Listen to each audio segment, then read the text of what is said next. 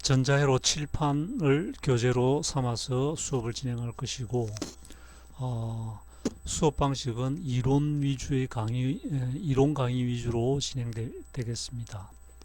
한 주당 2시간 수업으로 이루어지고, 학기 말에 출석 20점, 과제 20점, 중간고사, 기말고사 30점씩 해서 총 100점 만점으로 평가가 이루어질 것입니다.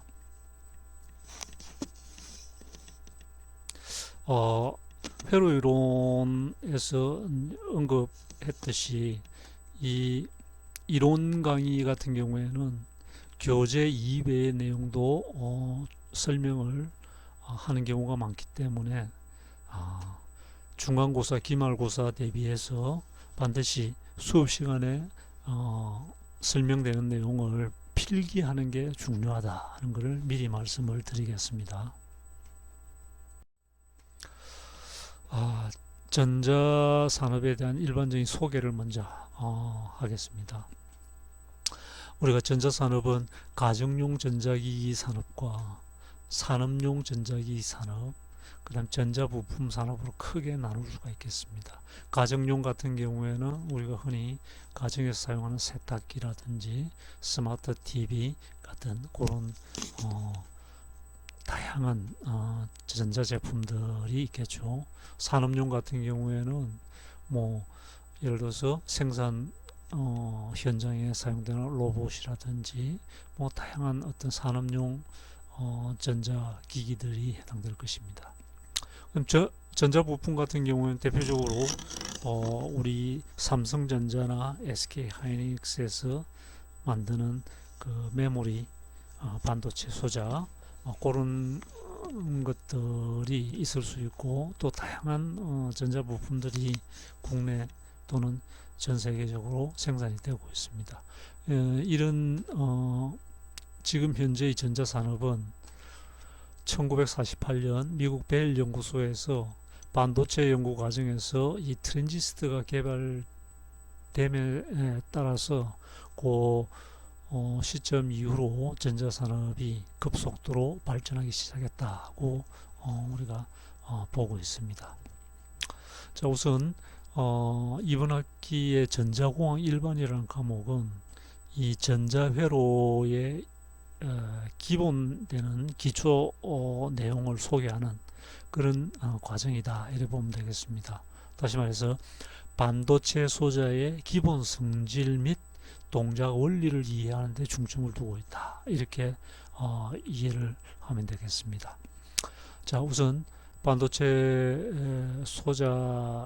소자는 일반적으로 능동 소자, 반도체 물질을 기반으로 해서 만들어진 능동 소자와 저항, 콘덴스, 코일과 같은 이런 수동 소자로 부품을 크게 나눌 때, 우리 전자회로에서는 이 능동 소자, 반도체 물질 기반의 능동 소자의 성질을 이해하는 데 중점을 두고 있다, 이렇게 보시면 되겠습니다. 자, 우선 반도체 소자를 이해하기 위해서는 먼저 반도체 물질이 반도체 물질의 기본이 원자이다 보니까 원자의 구조에 대한 이해가 먼저 선행되어야 하겠습니다. 자, 물질의 특성을 유지하는 원소 중에서 가장 작은 입자를 이제 우리가 원자라고 부르죠. 이 원자는 원자 핵과 전자로 구성되어 있습니다. 이 원자 핵 안에는 양성자와 중성자로 이루어져 있습니다. 원자 내에 형성되는 전자의 구성 형태에 따라서 물질 내에서 흐르는 전류의 흐름을 결정하는 데 관여하게 되겠습니다. 그래서 이 원자 내에 이 형성된 전자의 구성 형태가 상당히 중요하다는 걸 나중에 알게 될 것입니다. 자, 우선 첫 번째 원자 번호를 알아봅시다.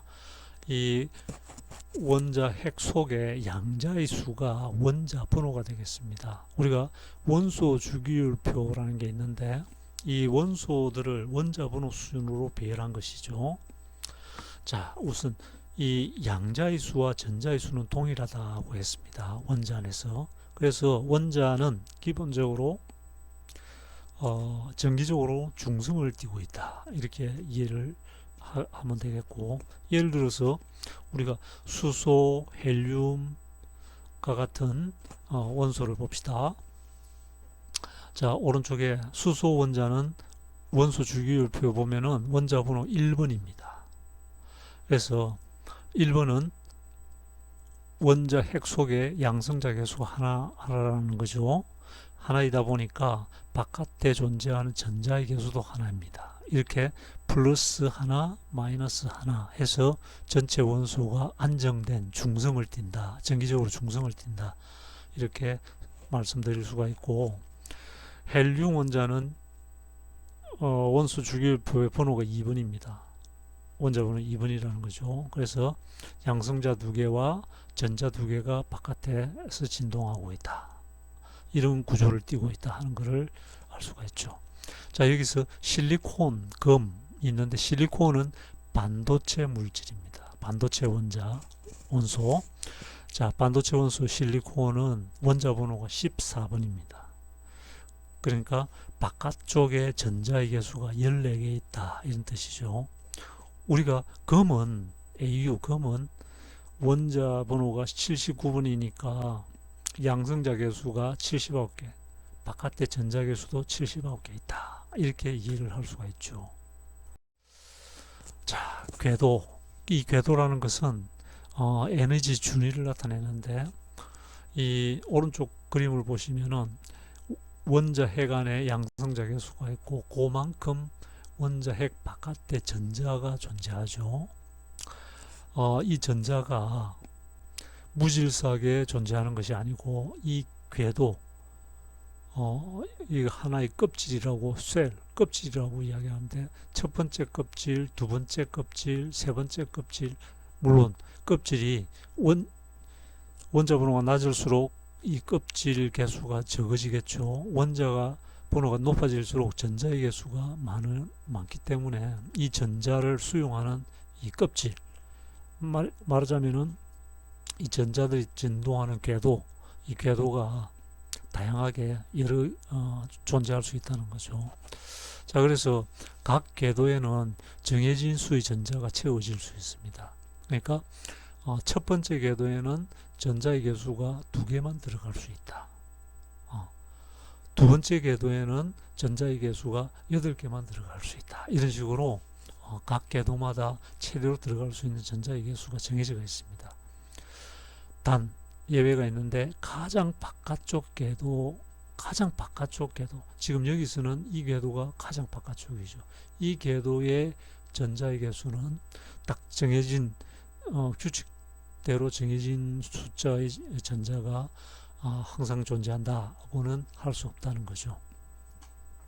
자, 여기 가전자라고 있습니다. 밸런스 일렉트론이라는 가전자의 용어는 원자 핵에서 가장 멀리 떨어진 궤도, 가장 바깥쪽 궤도, 이 가장 바깥쪽 궤도에 있는 전자를 우리가 가전자라고 이름을 붙입니다.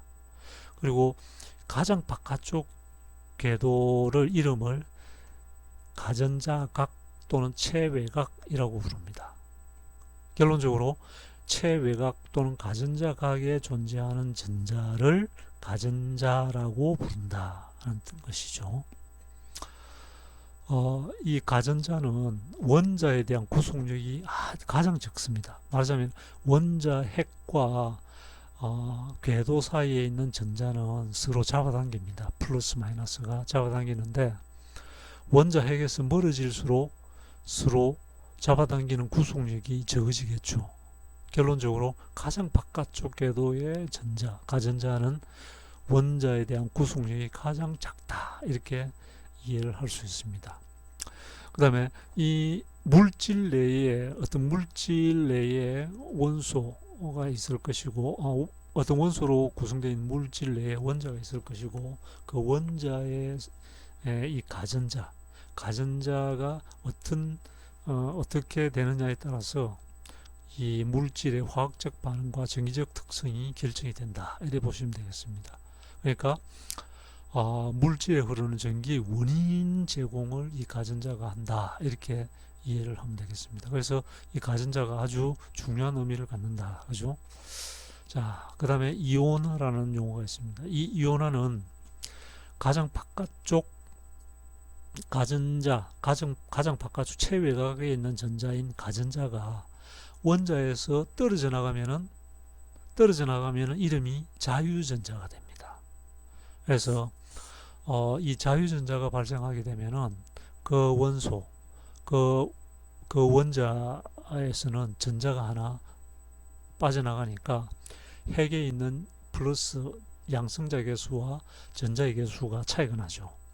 그만큼 자유전자가 발생하면은 핵에 있는 양성자 계수가 원소에서 하나 더 많아지게 됩니다. 이래 되면은 이 원소는 양이온이 된다는 거죠. 이게 만약 수소 원자이면은 수소 양이온. 그 다음에 수소 음이온이라는 것은 이런 겁니다. 자유전자가 원자 바깥에서 이동하고 있던 돌아다니고 있던 자유전자가 에너지를 잃어버리고 다시 이 가전자 최외곽으로 다시 들어오게 되면은 자유전자가 가전자가 되면서 어떻게 됩니까? 이 플러스 계수하고 이 마이너스 전자의 계수가 동일했는데 외부에서 하나가 더 들어오면은 전자의 계수 하나 더 많아지죠. 이렇게 된 원소를 수소 음이온이라고 합니다.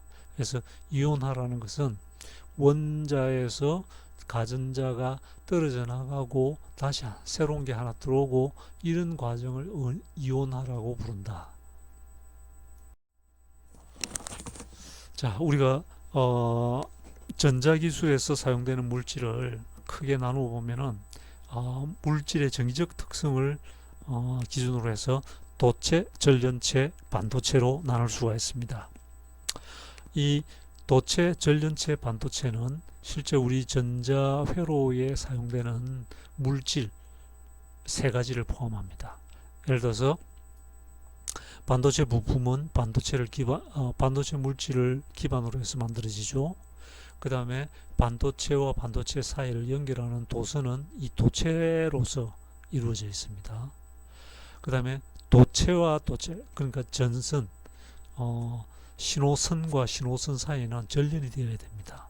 그 전련을 위해서 전련체가 사용되죠. 이런 식으로 전자회로에서는 도체, 전련체, 반도체가 세 가지 물질이 다 사용되고 있습니다. 그래서 각 특징을 기본적으로 알아놓을 필요가 있죠. 도체는 전류가 아주 쉽게 흐르는 물질입니다. 예를 들어서 구리, 금, 은과 같은 그런 금속은 도체에 해당되죠. 이 도체의 특징은 최외곽에 가전자가 딱 한 개만 있는 그런 원자 구조를 갖습니다. 그래서 이 도체와 같은 전도성 물질은 기본적으로 내부에 자유전자가 아주 많이 존재합니다. 이 가전자가 아주 쉽게 떨어져 나올 수 있기 때문에 자유전자가 아주 많은 물질이 도체다.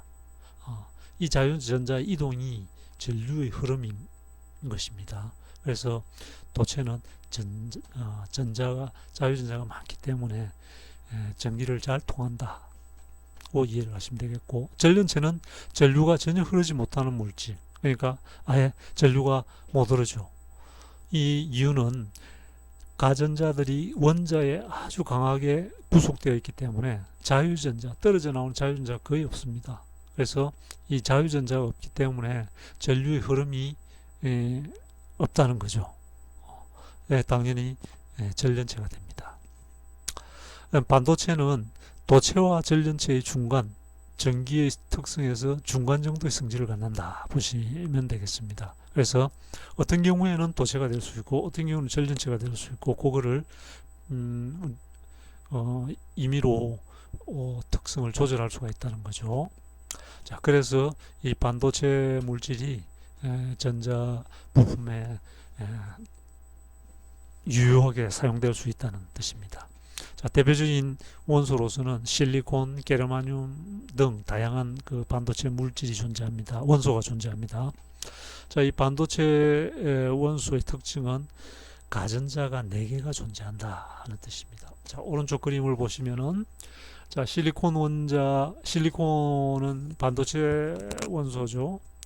자, 실리콘 원자의 특징은 가장 바깥쪽 최외곽에 전자가 4개가 존재합니다. 그러니까 이 가전자가 4개가 존재한다는 특징을 가지고 있습니다. 실리콘의 원자 번호는 14번이죠. 그래서 바깥쪽 궤도의 원자 핵 주변에 전자가 14개가 분포를 하는데 지금 이 실리콘 원자는 궤도가 3개가 존재합니다. 각이 셀이 3개다는 거죠. 껍질 3개. 각 셀에 존재할 수 있는 전자의 개수가 정해져 있고 가장 예외는 가장 바깥쪽 궤도 최외곽은 전자의 개수가 딱 일정하게 몇 개가 존재해야 된다 이런 기준은 없습니다. 자, 그 다음에 구리와 같은 이 금속 도체인 경우에는 특징이 자유전자가 한 개 존재한다. 최외곽에 꼭 한 개만 존재하는 이런 특징을 갖는 게 도체라고 할 수 있겠습니다. 자, 전자기술에 사용되는 물질, 반도체에 대한 특징을 조금 더 살펴보면 세 가지 형태의 물질에 대한 에너지 밴드 구조를 우리가 살펴보면 전련체는 이 가전자대와 전도대라는 것은 가전자대 바깥에 있는 자유전자가 돌아다니는 에너지 영역을 전도대라고 합니다. 그래서 이 컨덕션 밴드가 전도대입니다. 그래서 가전자가 존재하는 가전자대와 자유전자가 존재하는 전도대 사이에는 요만큼의 에너지 갭이 존재하죠. 자, 반도체는 전련체보다는 에너지 갭이 적습니다. 상대적으로. 그다음에 도체는 요만큼의 에너지 갭이 존재하지 않는다는 거죠. 가전자대와 전도대가 거의 오버랩 겹쳐져 있습니다. 그래서 에너지 갭이라는 것은 가전자가 자유전자가 되기 위해서 필요한 에너지입니다. 요만큼의 에너지 갭만큼의 에너지를 받아야 가전자가 자유전자가 될 수 있다 이런 뜻입니다. 그래서 도체 같은 경우에는 그만한 에너지가 필요가 없죠. 그래서 가전자가 쉽게 자유전자가 될 수 있다 하는 것을 이 에너지 밴드 구조를 통해서 세 가지 물질의 특징을 살펴볼 수가 있습니다. 자, 이 반도체 같은 경우에는 반도체 물질 같은 경우에는 원자와 원자 사이가 어떤 식으로 결합되어 있는지를 알 수 있는 게 이 오른쪽 그림입니다. 이 오른쪽 그림을 공유결합이라고 그러고 이 다이오드와 트랜지스터와 같은 반도체 소자를 이해하는데 이 핵심 반도체 부품이 되겠습니다. 이런 반도체 부품을 이해하는데 이 공유결합의 개념이 미리 이해될 필요가 있고 결정 내에 원자들이 이런 공유결합 형태로 묶여 있으면은 이게 우리 눈에는 물질로 보이게 됩니다.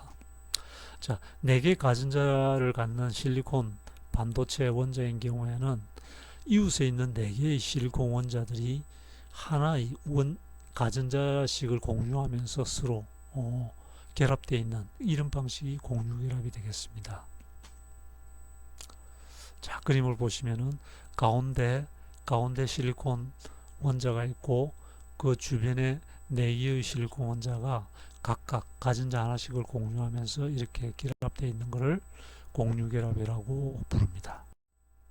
자, 이상으로 온라인 1주차 전자공학 일반 수업을 마치도록 하겠습니다.